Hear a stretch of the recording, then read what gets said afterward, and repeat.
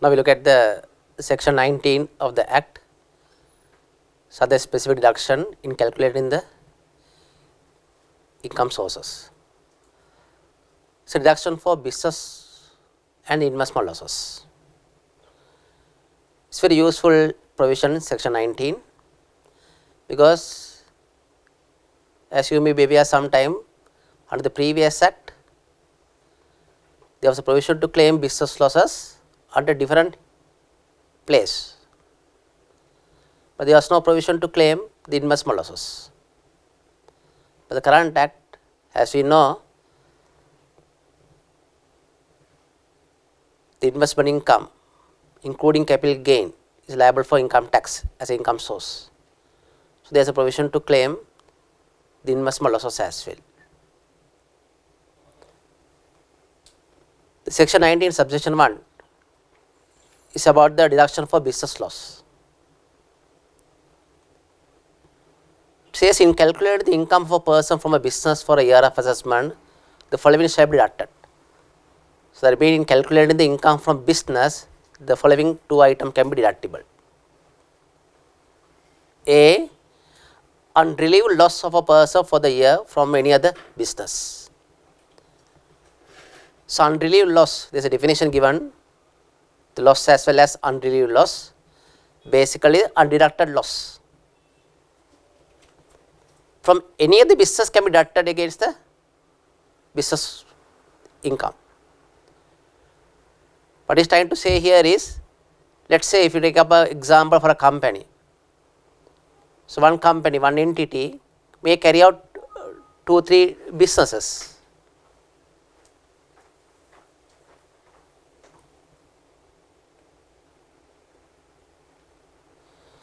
The question comes, let us say if you have a profit from the trading business of a company, and the same company if you have losses from the manufacturing operation, the question comes whether can you set off the losses from the manufacturing operation against the profit from the trading operation. Yes, as far as the same person or same company should be able to set off. The same way the individual also, the individual can carry out so many businesses, no? One is a manufacturing, different proprietorship business, maybe trading, different registration, different proprietorship business, or maybe service undertaking. So, let us say the manufacturing operation have a loss, so that can be set off against the profit from the or income from service income or trading operation. We are the same person. So, knowingly or unknowingly we used to do that and we set off, because normally in the audited financial statement of a company, do we calculate the income tax liability on sector wise or business wise? No, we do one calculation. We take the net profit as per accounts, which includes all the category of businesses. So, you do not worry whether if you have 2 businesses, whether one have a profit and the other has a loss, does not matter, because we do the overall calculation because of this provision. So, therefore, the business income can be set off against the business loss, or the business loss can be set off against the business income. Maybe same business or any other business, does not matter. Now, item B is to say unrelieved loss of a person for any previous 6 years of assessment from the business or any other business. As I mentioned, the unrelieved loss or undeducted loss can be set off against the business income, the same business or other business, the current year as well as up to any of the previous 6 years. At any given time, you can set off the losses, make use of the losses up to previous 6 years. So, because of this only we used to say now, the losses can be carried forward only up to 6 years. because there is no provision like in the previous set to carry for the loss, but it is deemed that under this provision the loss can be made use of within any of the 6 years of assessment. Okay.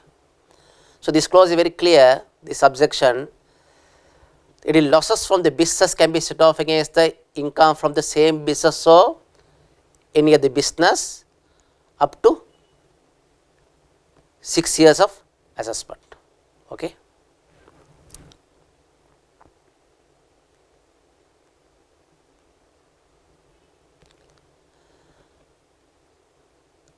To clarify the definition, the section 19 subsection 6 defines the phrase the loss and undue loss. The loss for a year of assessment from a business or investment shall be calculated as the excess of the amount deducted exceeds or over the amount included in calculating that income. So, in other words, when explained simply, the expenditure deduction exceed the income, then excess expenditure incurred become a loss. Is it accounting loss or tax adjusted loss? Yeah, it's a tax adjusted loss, not accounting loss. So, as you know, we discussed already so many provisions where certain expense can be deductible, no, including capital allowances. So, sometimes the company can have a loss tax point of view, even accounting point of view would have been a loss, or sometimes accounting point of view there may be a profit, but the tax point of view there may be a loss, maybe due to high amount of capital allowances. So, whatever the reason, if you have adjusted loss or for tax point of view if you have losses, that means the deductible expenditure exceed the income liable for tax, then excess we call the loss. So, what do you mean by unrelieved loss? Means the amount of a loss that has not been deducted. So, undeducted loss. So, undeducted tax loss is considered to be unrelieved loss. So, that is why we are going to claim it under section 19 subsection 1.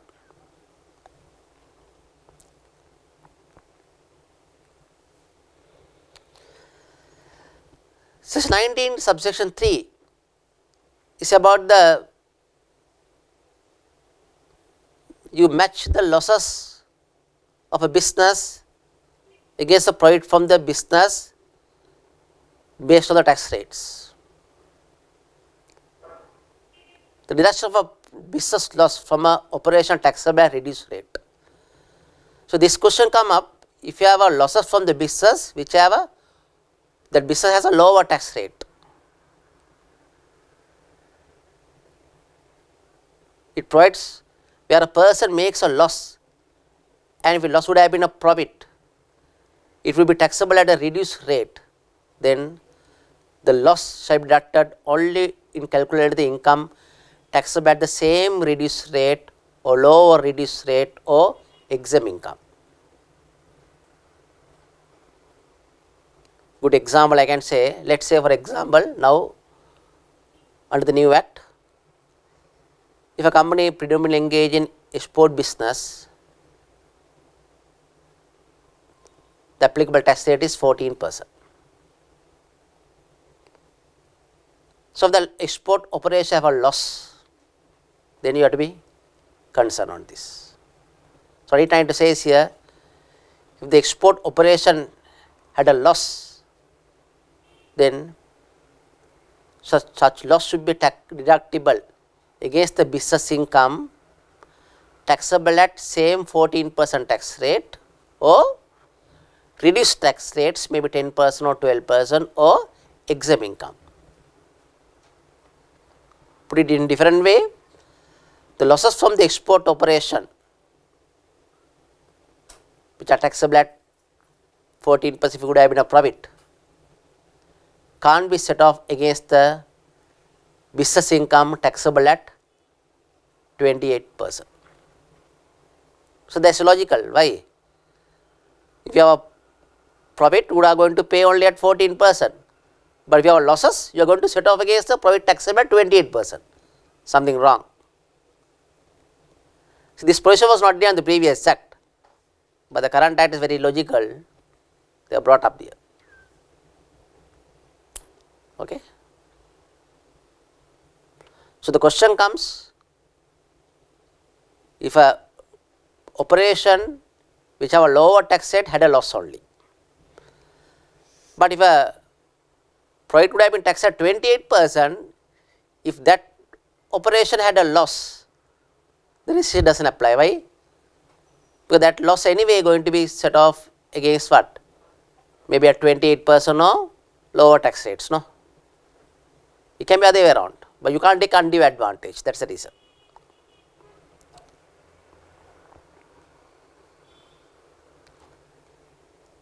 The same subsection 3 provides, if the loss were a profit and the profit would have been exempt from income tax under third schedule, the loss shall be deducted only in calculating the exempt amounts.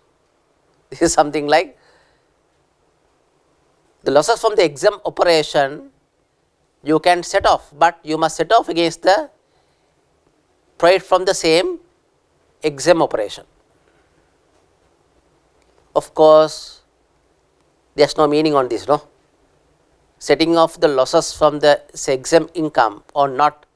Anyway, the exempt income we are not going to pay tax on that. But effectively, what is happening is, you can't make use of the losses from the exempt operation.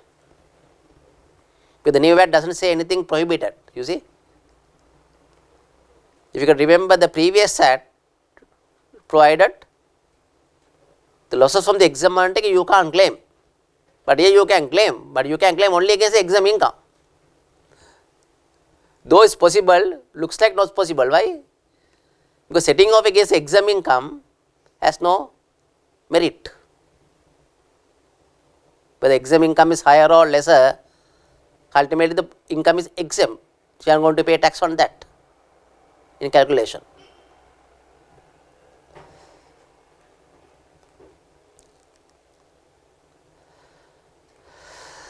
So, up to that point we have discussed the setting off against the business loss against the business income. The subsection 4 of section 19 provides the reduction of losses from the investment income. Here the income against which we are going to set off is investment income. That is something like capital gain, rent income,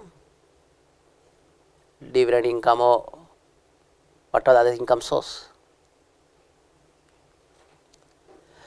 Unrelieved loss from the business may be deducted in calculating the income from an investment.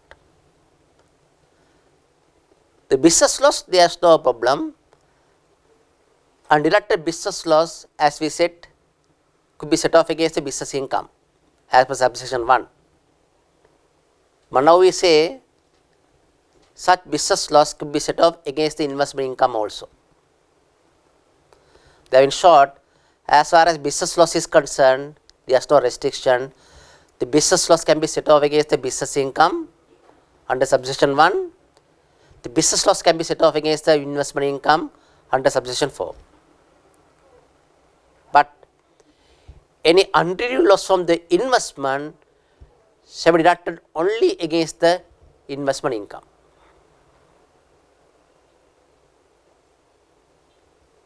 The question comes, can there be unrelieved loss from the investment? Yeah, I can think of, you can have only interest income, there is maybe a loss, there can't be a loss in general. The investment income cannot make a loss. I think the capital gain part could happen, no? Where the, if you have a capital loss. So, the losses from the investment activity, capital loss, can be set off against the capital gain. Go to this section.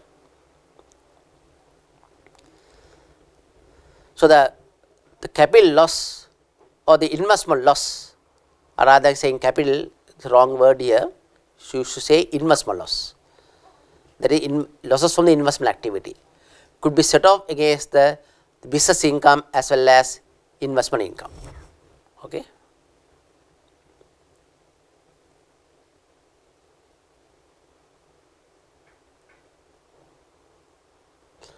but investment losses can be set off only against the investment income. In other words, the investment loss you can't set off against the business income. Okay.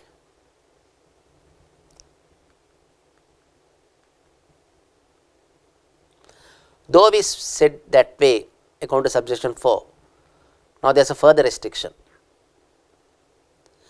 Gain from the realization of investment asset shall not be reduced by any losses on the disposal of another investment asset.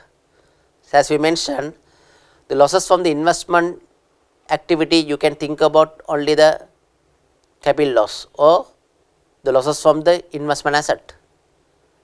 But now it says more specific provision. Though we said the investment losses can be set off against the investment income, but when you come to the losses from the investment asset, you have to set off only against the gain from the same investment asset. We know what you mean by investment asset. It's a capital asset held as a part of investment. We discussed already under section 7 with the definition. For example, if you have a sold a house and had a loss, there is investment asset. So, the loss, that sale of house loss, you can make use of to set off against the gain from another house. The losses from disposal of house, you can't set off against the gain from sale of shares, though both are investment asset, but not similar investment asset. Okay. Though we say under subsection 4 section 19, the investment losses can be set off against the investment income, when you come to the losses from the investment asset, you have to be careful, you can set off only against the gain from the same investment asset, 1-to-1 match. Okay.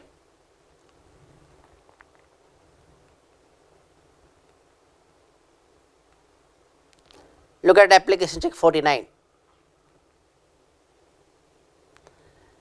To explain the section 19, a company has incurred a business loss of 10 million, let us say, for a manufacturing operation, and it generated the business income of 80 million from the trading operation during the year of investment 1920. So, manufacturing operation has a loss of 10 million, trading operation had a profit of 18 million, the same company. So, the company is contemplated to set off the losses from the manufacturing operation against the gain from the investment income, gain from the trading operation or profit from the trading operation. Can you set off? Yes. When you come to both are business, does not matter different business. According to subsection 1 of section 19, you can do. In terms of section 19 subsection 1, in calculating the income from a business, any unrelated loss from any of the business shall be deducted. Accordingly, the company can deduct the loss from the manufacturing operation of 10 million rupees against the income from trading operation of 80 million. Once you set off, your net income going to be 8 million, that is your business income for tax purposes. No. So, in other words, the 10 million rupees you can set off under section 19 in calculating the business income of a different operation. So, that is the reason we do not care about the different type of business of the company. We perform the overall tax computation taking the net profit of the company. No? Though knowingly or unknowingly, we used to do this. Okay, there is no problem on this. So, now the law provides for that.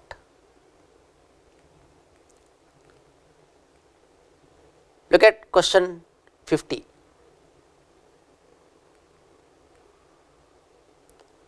Let us say company had a business loss of 10 million from the manufacturing operation, but he has declared the rent income, there is investment income as per section 7 of that. Can he set off the business loss against the rent income being investment income? Yes. What is the authority? Yes. According to section 19 subsection 4, in calculating the income from an investment, any unreal loss from the business shall be deducted.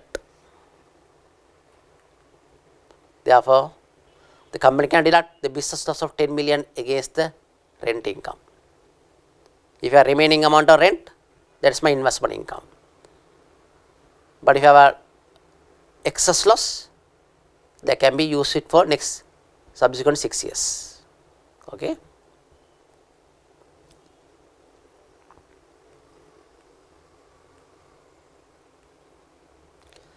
The application take 51.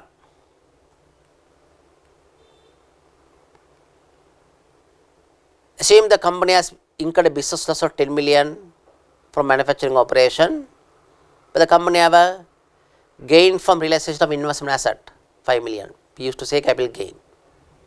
Can you set off?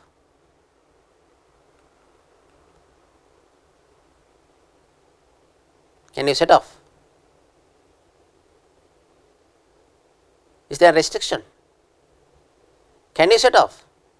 According to subsection 4, the business loss can be set off against the income from investment. The capital gain also income from investment. Will there be restriction under subsection 5?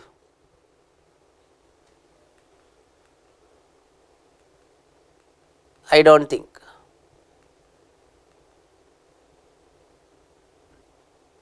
According to section 19 subsection 4, in calculating the income from investment, any unreal loss from the business shall be deducted. Accordingly, the company can deduct the business loss of 10 million against the gain from the realization of investment asset. Remember, the gain from realization of investment asset also part of investment income as per section 7. We discussed already. So, no problem, you can set off.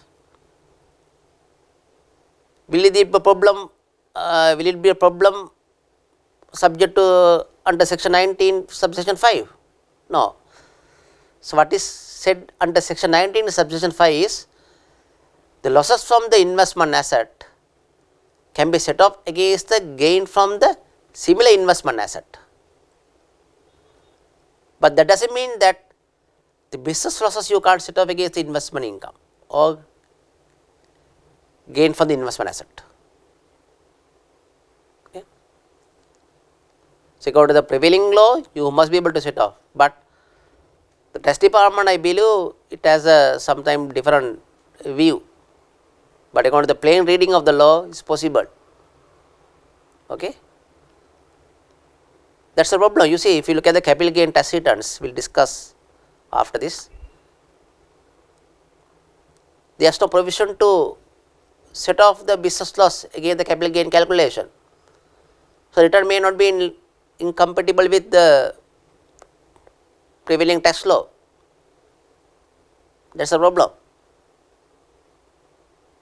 Anyway, you can set off.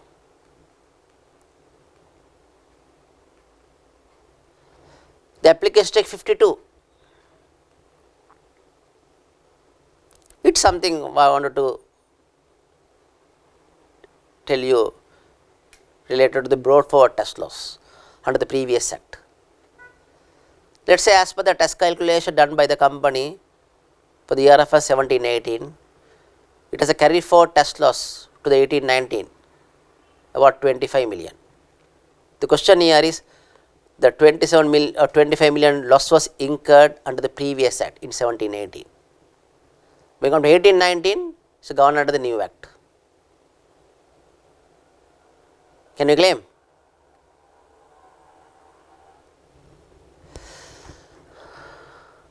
Yeah, it is covered under transitional provision, right? We learned the first day.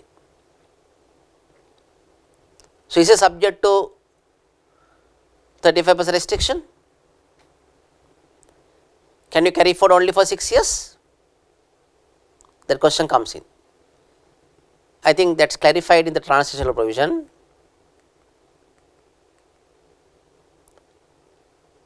The Gazette notification. Any unabsorbed business loss as at 31st March 2018 of 25 million shall be deemed to be incurred during the year of FY 18-19 and deductible under the current Inland Revenue Act. Though the transitional provisions are, as we discussed previously, mostly continuation of the previous act, so this act, this provision tells you the previous year's business loss deemed to be incurred in the current year of assessment 18-19 under the new act and deductible under the new act thereafter. Why deductible under the new act? To make a flexibility of 35% restriction. Then does the 6 years rule will apply? Yes. Rule will apply from 18-19 onwards. That is the starting point. Counting starts from 18-19. Because it is deemed to be incurred in 18-19. So now counting start, you can maximum make use of this brought for loss from 18-19 only up to 6 years. Okay? Clear? The answer to the question is company can make use of the losses in 18-19 to set off.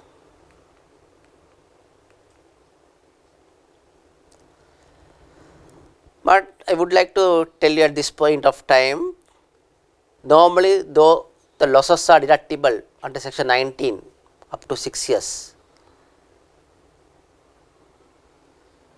as we discussed, due to the claim of section 16 capital allowance, enhanced capital allowances according to second schedule, the investment incentives, there can be huge loss, additional capital allowances. Any company claim that particular capital allowance and at a loss, such loss you may be able to set off up to next 10 years of assessment, not 6 years, 10 years of assessment. It is provided under the same second schedule. Because this year additional 4 years was granted, not because anything else, because this loss a huge amount. Since you are given an investment incentive, due to that, if I incurred the losses, so this will not the total loss, losses attributable to additional capital allowance under second schedule could be carried forward only up to next 10 years. Okay.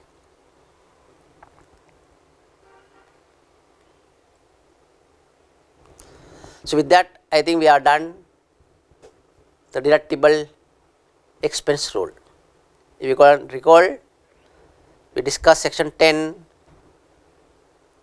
the disallowable items, section 11, the main deduction rule, section 12 to section 19, specific deduction rules in calculating the income source. Where the specific deduction rules are silent, we must apply the main deduction rule and see whether that item is an expense incurred in the production of income. If yes, you can deduct it. If no, you can't deduct it. And also we discuss according to section 10,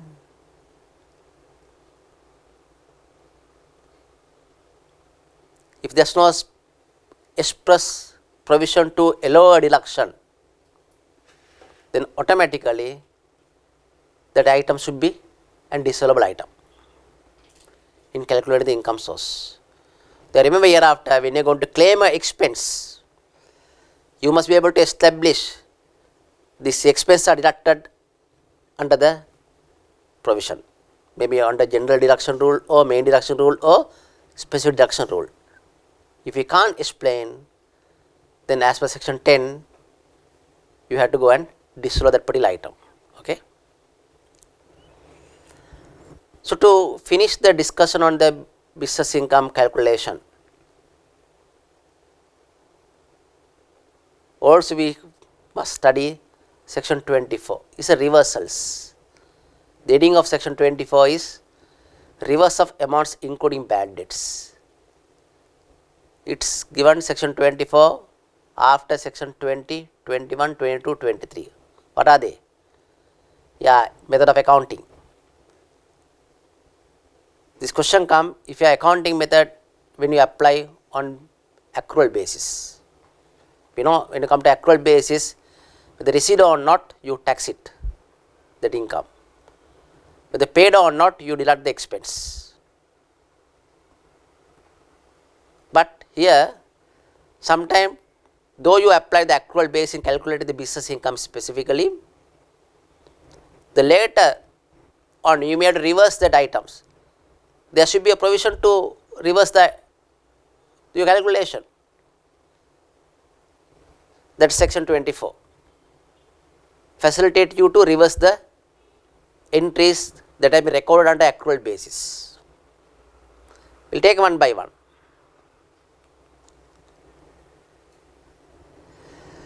Recovery of an expense deducted is an income. Where a person deducts an expense in calculating the income, maybe main deduction rule or specific deduction rule, later recover the expense, then at the time of recovery, so the amount should be taken as a income. Why? Though you deducted previously, you are recovered later on, right? So then that should be income liable for tax. Reverse the deduction.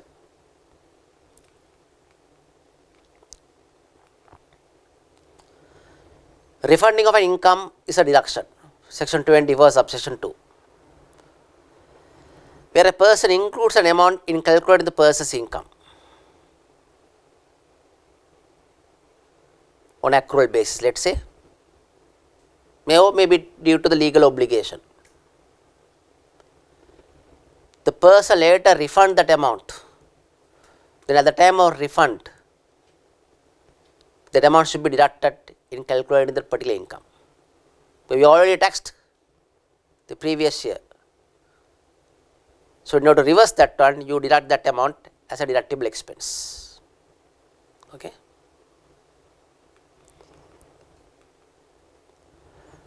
The section 24, subsection 3, the disclaim of expense deducted is an income. Earlier we said recovery of the expense as an income, now disclaim of the expense also income.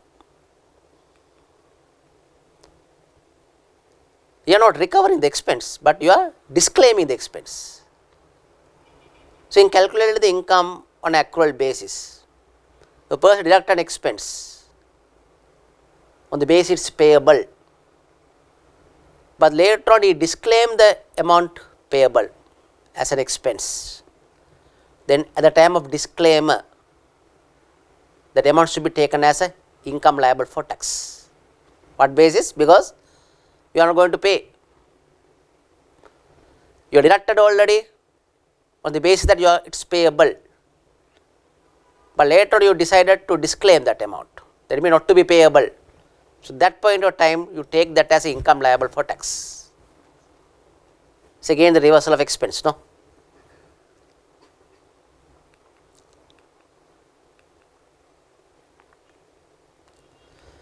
It is very useful.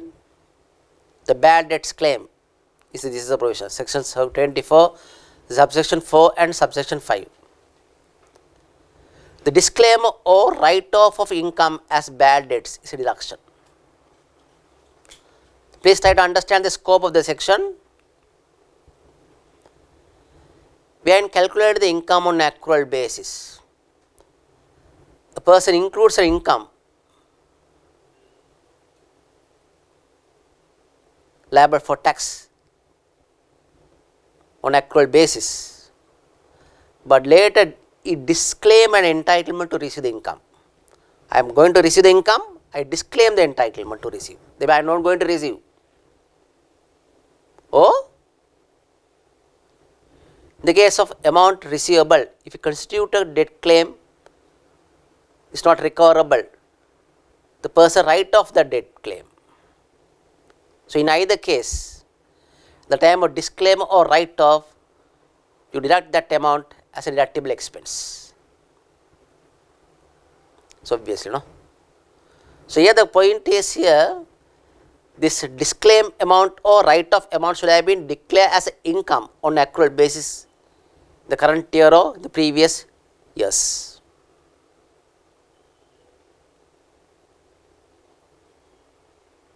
That is a reversal of income, in other words. So, this is the provision to set off the bad debts, trade debts set off. You can make use of this section 24(4) and 24(5). So, combined.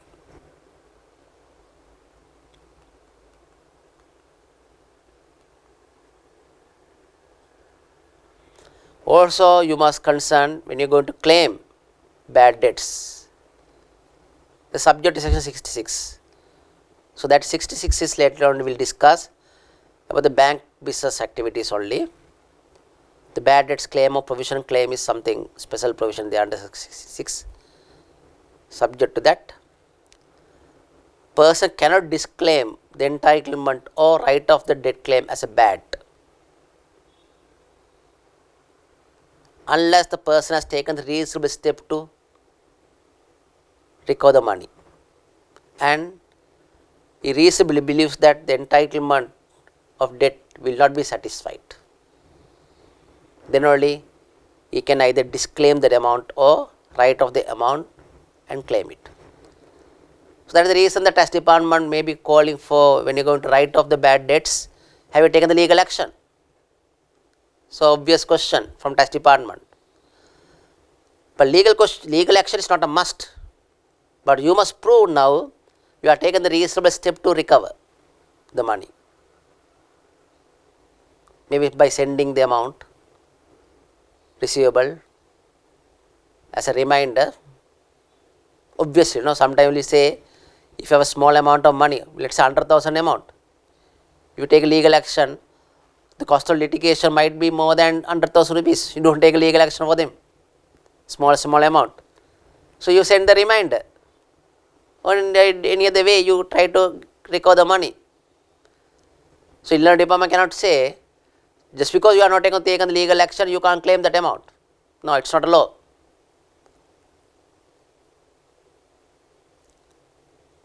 But you must take a reasonable step to recover, that is all. Case by case you must look at. And another example, let us say even though amount is high amount, big amount, if the other person has already become bankrupt, you know for sure even if you take a legal action, you can't recover the money, he became bankrupt. So, then that is a more clear evidence to claim the amount. No? So, you have to look at the case by case without saying that the legal action is a must for you to claim the bad debts, it is wrong. So, what is required under subsection 6 of section 25 is that you must take a reasonable step to recover the money and you must reasonably believe that the debt amount will not be satisfied. Okay?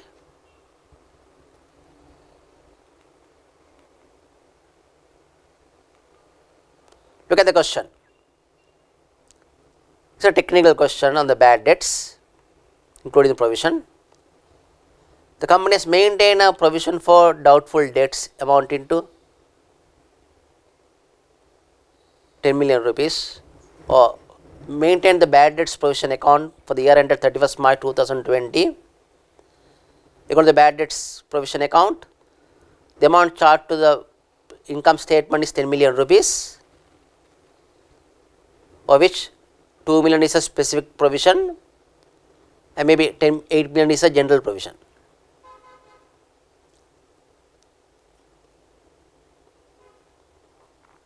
But under the current act, as you know, there is no special provision to allow specific provision, no, specific provision not recognized. It has written off the total sum of 1,200,000 against the provision. The breakup of that 1,200,000 is for trade debts 700,000 and for staff loan 500,000. Is set off not against the set off against the provision. That means this entry has not gone to the income statement. No. Since you have provision, you are maintaining the provision account.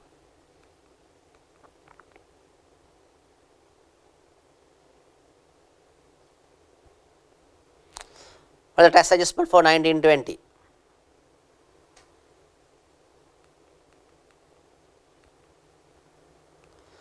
The total provision of 10 million should not be allowable under section 10.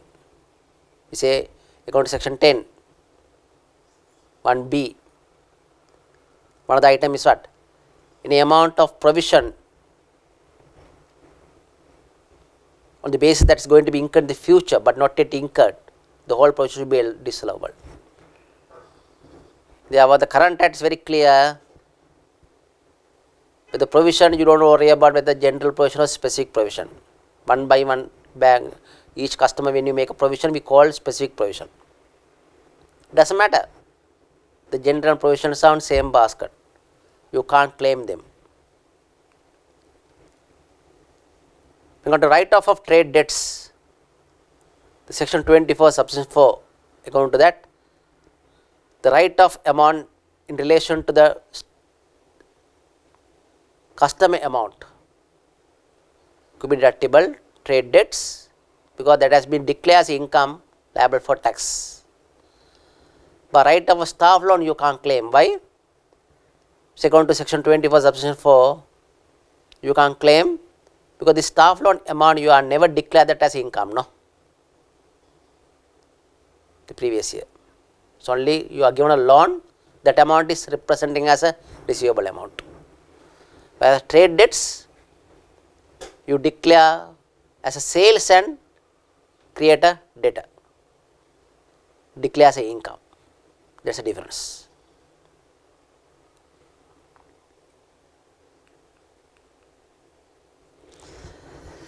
So now I will come to end the discussion on the business income calculation and the investment income calculation. I also would like to add one more point, section 201, that's operating section. As we discussed earlier, since the new Act came into operation from 1st April 2018, the government wanted to give a certain concession for a specific sectors for a temporary period. Therefore, the 6th schedule was introduced as a temporary concession. No? We already discussed when it comes to R&D expenditure deduction, you have additional claim R&D expenses for 3 years.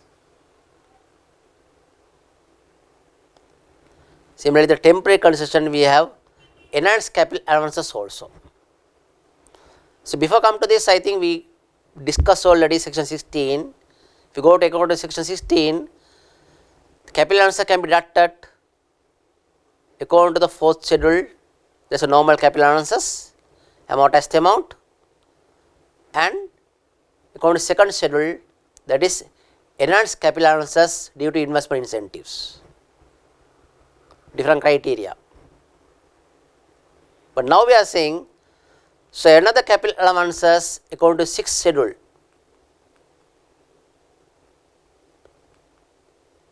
Here the slightly different. What? A person who invests in Sri Lanka other than expense of the existing business, same way.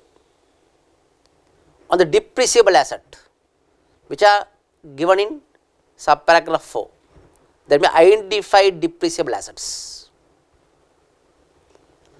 shall be granted the enhanced capital allowances in addition to the capital allowances granted under 4th schedule.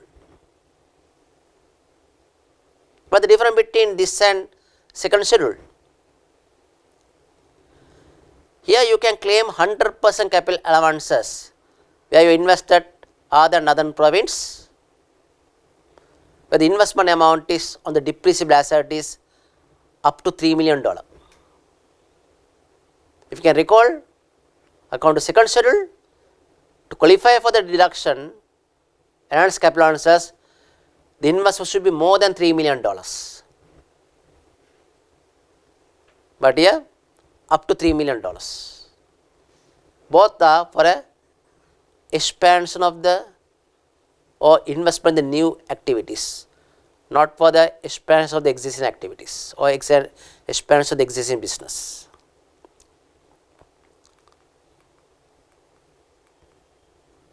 But where investment was based in northern province up to $3 million, you can claim 200% cost as enhanced capital analysis.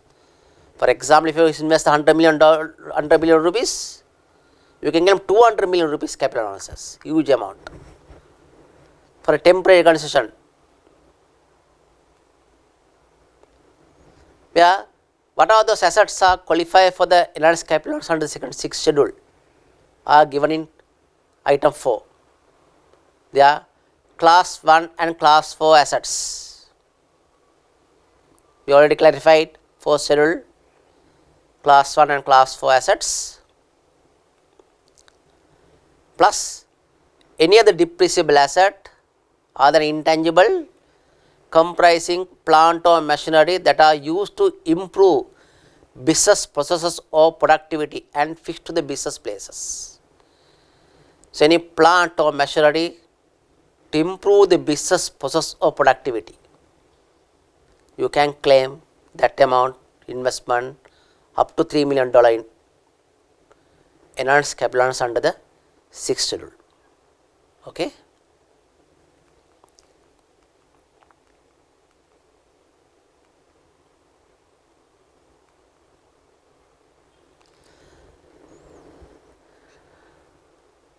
So, it is effectively operating this particular claim only 3 years from the effective date. Yes, you know, the effective date is 1st April 2018, 1819, 1920, 2021. So, 2021 is the current year of assessment. By 31st March 2021, I think this is going to be over. Okay. That is why it is called temporary concession. Clear?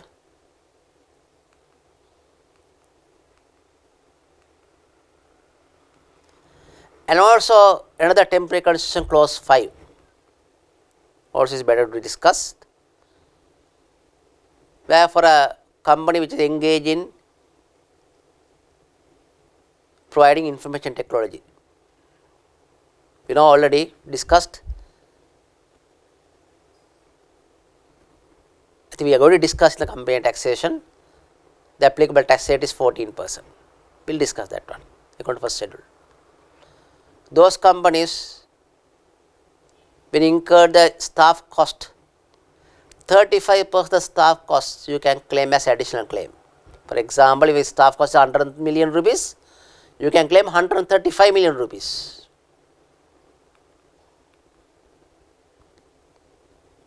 What are the condition? The company conducts a business which predominantly consists of providing information technology services. Predominantly and the information technology services are defined under the 1st schedule. That means you must engage in information technology services defined under the 1st schedule. That is for the, we will discuss later on. According to the 1st schedule, providing information technology means software development services as well as other information technology services which are provided under the arrangement of BPO or KPO. Predominantly means your income should be more than 80% on this activity, and at least the employment should be 50 employees. There was a proposal earlier to remove this particular restriction or this particular condition, 50 employees, still not been enacted.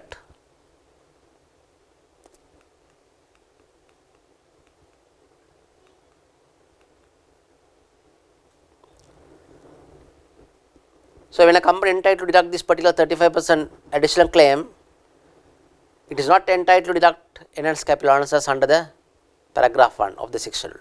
You can't take both benefit. If it results in loss, So, the loss cannot be made use of it under section 19. Ignore the loss. If a 35% extra claim incurred a loss due to that extra claim, a loss created, the loss attributable to that particular extra claim should be disregarded. The normal loss under section 19 you can claim. When a loss due to this particular claim, 35% extra claim, that element of loss or the loss attribute to that particular claim of 35% should be disregarded. Okay. Well, the idea is to not to make a private liable for tax. You make use of that in only in that year. That's all. Don't try to carry forward this particular benefit. Right. With that, we have completed or we have concluded the discussion on deduction rules in calculating the income sources.